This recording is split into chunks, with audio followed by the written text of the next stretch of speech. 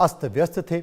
शव के पास से आपत्तिजनक सामान मिला है, जिसके बाद पुलिस ने मामले की जांच की तो जो सच सामने आया उससे सबके होश उड़ गए। देखिए रिपोर्ट।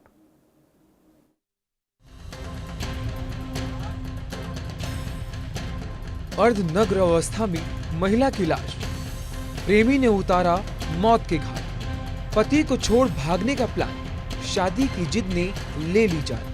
प्रेमी ने धोखे से मिलने बुलाया, हत्या के बाद हो गया फरार। प्रेम प्रसंग मामले में हत्या और कत्ल बड़ी आम सी बात हो गई है। आए दिन कत्ल की घटनाओं को अंजाम दिया जा रहा है। ऐसे में बस्ती की हालिया घटना ने सबको हिलाकर रख दिया। पूरा मामला प्रेम प्रसंग से जुड़ा हुआ है, जहां एक महिला की जिद ही उसकी मौत का कारण बन गई। बस्ती जिले के रधौली नगर पंचायत के कामता प्रसाद नगर वार्ड में एक अज्ञात महिला का अर्धनग्न शव मिलने से हड़कंप मच गया। सुबह खेत पर काम करने पहुंचे किसानों ने झाड़ियों के पास जब शव देखा तो उनके होश उड़ गए। ग्रामीणों के अनुसार महिला के गले पर धारदार हथियार के गहरे निशान थे और उसका चेहरा बुरी तरह से क्षत विक्षत कर दिया गया था। इससे हत्या की क्रूरता स्पष्ट हो रही है। मौके से शराब की बोतलें, पानी की बोतल और महिला के कपड़े भी मिले। शोर मचाने पर आसपास के लोगों ने मौके पर जमा हो गए और तत्काल पुलिस को सूचना दी। सूचना मिलते ही थाना प्रभारी मौके पर पहुंचे। महिला की शिनाख्त प्रीति पत्नी बाबूलाल के रूप में हुई, जो कि थाना बांसी इंदिरा नगर की निवासी थी। शुरुआती जांच में दुष्कर्म और हत्या की आशंका जताई गई, लेकिन जैसे जैसे जांच आगे बढ़ी, हत्या की गुत्थी सुलझती चली गई। आगे चलकर जो खुलासा हुआ उसने सबको चौंका कर रख दिया। एसपी अभिनंदन ने पूरे मामले का खुलासा करते हुए बताया कि ये पूरा मामला प्रेम प्रसंग से जुड़ा हुआ है, जहां मृत प्रीति और उसके प्रेमी दिलीप अग्रहरी के बीच पिछले काफी समय से प्रेम प्रसंग चल रहा है। इसी दौरान प्रीति गर्भवती भी हो गई थी और प्रेमी दिलीप पर शादी का लगातार दबाव बना रही थी, जबकि दूसरी ओर वह पहले से ही विवाहित थी। फिर भी प्रीति प्रेमी के साथ भागकर शादी करने की योजना बना रही थी। कल थाना रुधौली क्षेत्र में एक महिला के शव होने की सूचना प्राप्त हुई। उस सूचना पे हम सभी लोग वहां मौके पे गए और तुरंत हम लोगों ने इस मामले की जांच शुरू कर दी।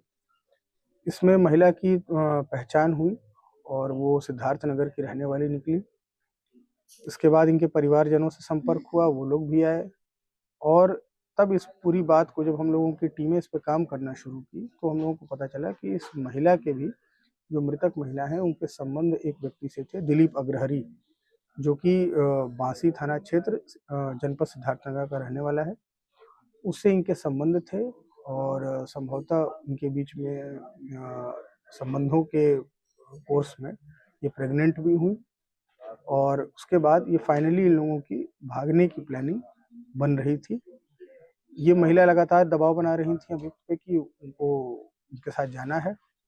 अभियुक्त जो है इस चीज़ के लिए तैयार नहीं था, तो एक प्रायोजित ढंग से भागने का उद्देश्य बताकर महिला को बुलाया गया। उसके बाद उसकी हत्या कर दी गई और उस महिला का जो एक पहले से एक बच्चा था, उसको भी वो महिला यहाँ लेकर आई थी और उसको उसने यहीं छोड़ दिया।